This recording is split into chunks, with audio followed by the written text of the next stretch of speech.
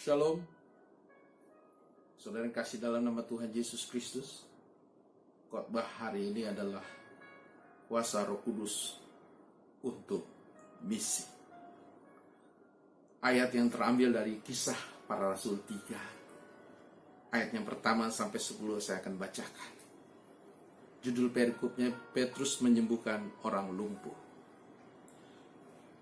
Pada suatu hari menjelang waktu sembahyang, yaitu pukul 3 petang, naiklah Petrus dan Yohanes ke bait Allah. Di situ ada seorang laki-laki yang lumpuh sejak lahirnya, sehingga ia harus diusung. Tiap-tiap hari orang itu diletakkan dekat pintu gerbang bait Allah, yang bernama Gerbang Indah, untuk meminta sedekah kepada orang yang masuk ke dalam bait Allah. Ketika orang itu melihat bahwa Petrus dan Yohanes hendak masuk ke bait Allah, ia meminta sedekah. Mereka menatap dia dan Petrus berkata, "Lihatlah kepada kami." Lalu orang itu menatap mereka dengan harapan akan mendapat sesuatu dari mereka.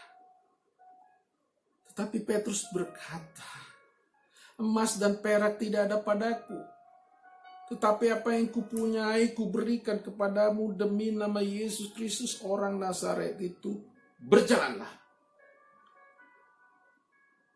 Lalu ia memegang tangan kanan orang itu dan membantu dia berdiri. Seketika itu juga kuatlah kaki dan mata kaki orang itu. Ia melonjak berdiri lalu berjalan kian kemari dan mengikuti mereka ke dalam bait Allah, berjalan dan melompat-lompat serta memuji Allah. Seluruh rakyat itu melihat dia berjalan sambil memuji Allah. Lalu mereka mengenal dia sebagai orang yang biasanya duduk meminta sedekah di gerbang indah bait Allah. Sehingga mereka takjub dan tercengang-cengang tentang apa yang telah terjadi padanya. Saudara yang kasih dalam nama Tuhan Yesus, saya mencatat berapa banyak. Yang menjadi ayat emas adalah ayat yang 6. Tetapi sebelum itu saya akan mulai dari ayat 1. Kita melihat Petrus dan Yohanes sangat tekun. Sebagai hamba Tuhan tekun sembahyang jam 3 petang. Karena kita tahu pada zaman itu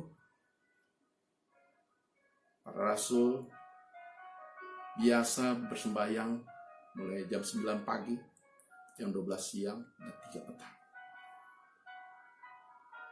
Dan ada seorang pengemis yang memang sudah sering dan tiap-tiap hari dia ada duduk di gerbang bait indah, gerbang indah bait Allah, dan dia lumpuh sejak lahir. Dia meminta sedekah kepada semua orang yang lewat. Dan pada saat itu Petrus dan Yohanes sedang berjalan menuju bait Allah. Dan kita melihat sudah berapa lama dia. Sudah berhari-hari dan setiap hari dia ada di situ. Yang diminta hanya kebutuhan materi. Itulah tipe peminta tadi. Bukan meminta yang lebih. Padahal itu di gerbang indah bait Allah, saudara. Seharusnya dia lebih dari itu dia minta. Rumah Tuhan. Bukan sekedar materi. Saya sebagai hamba Tuhan juga mengajak kita. Jangan-jangan kita juga seperti itu. Kita datang rajin ke gereja setiap minggu. Kita berdoa memohon. Hanya sekedar materi. Padahal lebih dari itu. Kita tahu pengemis itu menjadi orang yang mendapat mujizat, kesembuhan dan keselamatan. Lebih dan itu tidak nilainya. Dan tidak bisa diberikan oleh dunia. Jadilah jemaat yang cerdas. Jauh lebih dari itu Tuhan tahu. Dan yang saya lebih suka di ayat ke-6. Tetapi Petrus berkata, emas dan perak tidak ada padaku, tetapi apa yang kupunyai kuberikan kepadamu. Demi nama Yesus Kristus orang Nazaret itu, berjalanlah. Yang pertama, emas dan perak tidak ada padaku. Petrus dan Yohanes menunjukkan bahwa dia hamba Tuhan yang memang tidak punya materi, kekayaan. Kita tahu mereka juga mendapat persembahan yang banyak. 3.000 orang bertobat. Tetapi mereka serahkan semua persembahan itu untuk pengelolaan kehidupan. Pada saat itu untuk orang-orang miskin, kita tahu kisah para rasul dulu. Dan ada terjadi diakonia. Saudara yang kasih dalam nama Yesus, emas dan perak tidak ada padaku. Apa yang saya mendapatkan hikmat daripada ini? Saya mendapatkan hikmat bahwa emas dan perak tidak ada, artinya seorang hamba Tuhan, pelayan Tuhan yang diberikan kuasa Roh Kudus adalah orang-orang yang jujur, murni, tulus, ikhlas melakukan pekerjaan Tuhan. Bukan motivasi yang lain. Jangan seperti di dalam Matius 7 ayat 21 sampai 23. Bukan yang berseru Tuhan, Tuhan, akan masuk dalam kerajaan surga, ya, tetapi yang melakukan kehendak Bapa di surga. Bukankah aku sudah bernubuat demi namamu, melakukan mujizat namamu? Apa Tuhan katakan? Aku tidak mengenal engkau, menyalah engkau pembuat kejahatan. Itu kata firman. Sungguh mengerikan. Jadilah hamba Tuhan yang tulus, ikhlas. Kalaupun kau diberkati, mari kita lebih untuk pelayanan. Masih banyak orang yang perlu pertolongan. Hamba-hamba Tuhan, para penginjil, gereja-gereja, STT, mahasiswa yang memerlukan pertolongan. Gereja begitu besar, mewah. Apakah itu baik? Baik-baik saja. Tetapi perhatikanlah. Masih banyak orang yang memerlukan pertolongan. Termasuk gereja, rumah-rumah Tuhan. STT. Hamba Tuhan. Yang ada di pedalaman, para penginjil. Yang gak punya gaji, yang gak dapat apa-apa. Saya sebagai penginjil sering masuk ke pedalaman dan saya melihat banyak hamba Tuhan yang hidup apa adanya. Mari kita perhatikan. Dan mereka tulus melayani. Sampai Tuhan memanggil mereka. Saudara yang kasih dalam nama Yesus, emas dan perak tidak ada padaku. Tetapi apa yang kupunyai, kuberikan kepadamu. Apa itu yang mereka? Kuasa Roh Kudus yang mereka lakukan untuk misi. Jadi kuasa Roh Kudus, mujizat, apapun namanya, bukan untuk sembarangan. Kalau saya melihat Petrus dan Yohanes melakukan demonstrasi mujizat tidak sembarang. Roh Kudus menggerakkan hati mereka kepada pengemis. Pada setiap hari pengemis itu ada di situ, saudara. Sudah berlama-lama dia ada di situ, setiap hari ditaruh di situ. Tapi pada hari itu, Roh Kudus menggerakkan hatinya Petrus dan Yohanes. Ada pilihan Tuhan untuk disembuhkan. Tidak sembarang. Karena dia tahu orang itu memang membutuhkan. Dan Roh Kudus tahu menjadi kebutuhan manusia. Bukan sekedar materi. Dia tahu menembus batas. Dan terbukti. Si pengemis tadi bisa berjalan dan memuji Tuhan dan mengucap syukur. Saudara yang kasih dalam nama Yesus. Dan kita lihat si pengemis itu mengikuti Petrus dan Yohanes masuk ke dalam bait Allah. Dia tahu siapa yang melakukan mujizat. Dia berterima kasih. Ada hamba Tuhan yang peduli. Ada hamba Tuhan yang melakukan mujizat. Dia berterima kasih. Hari ini saya mau mengajak kita. Apakah kita sudah mengucap syukur? Hanya hamba Tuhan, sering saya ke pedalaman untuk ke daerah.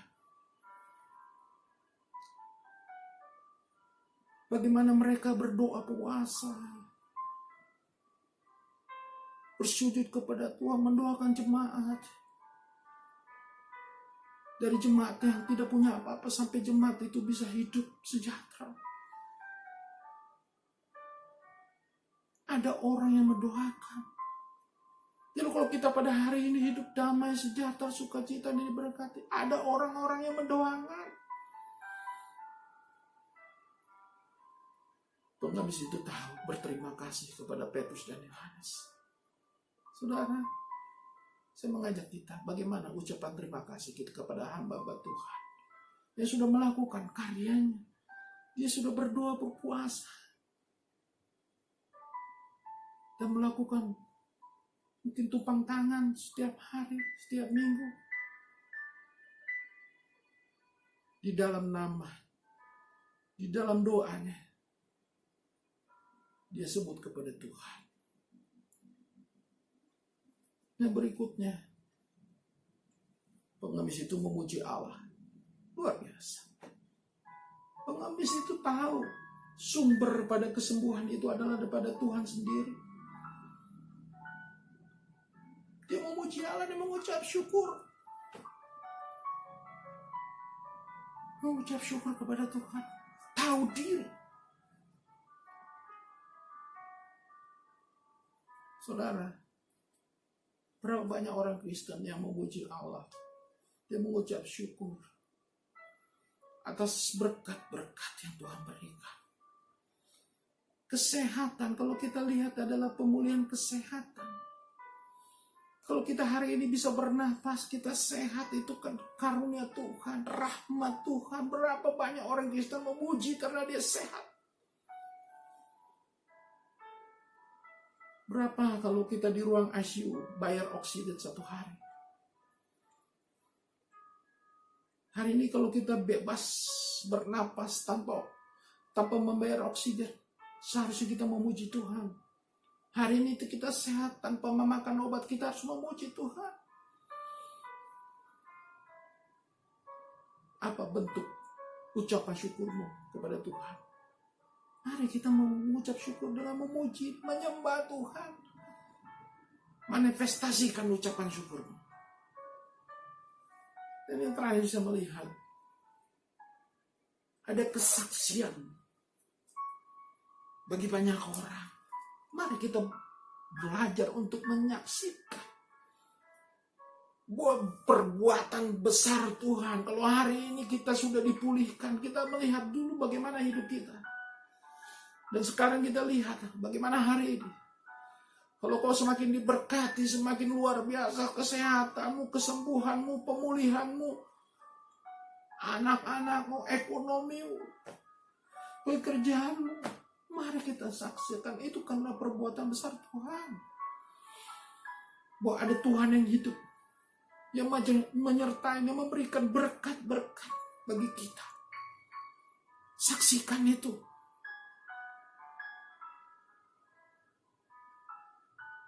Kiranya firman Tuhan menjadi berkat bagi kita pada hari ini. Yaitu kuasa Roh Kudus untuk misi. Lakukan misi. Siapapun yang mendengar firman Tuhan pada hari ini, diberkati Tuhan. Terjadilah orang-orang yang memberitakan perbuatan besar yang Tuhan lakukan dalam kehidupan kita. bukan sekedar hanya meminta materi. Mintalah keselamatan, kesembuhan, pemulihan.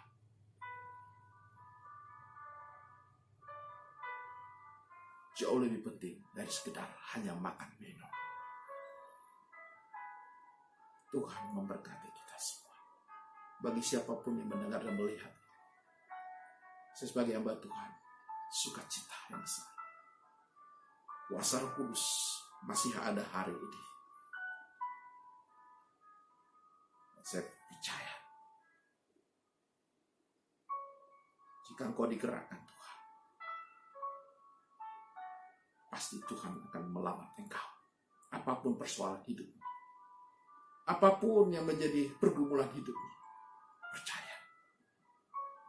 Jika Tuhan bergerak kepadamu dan kau minta berseru kepada Tuhan, Tuhan akan melakukan perkara dalam hidup. Percaya ada kuasa Roh Kudus.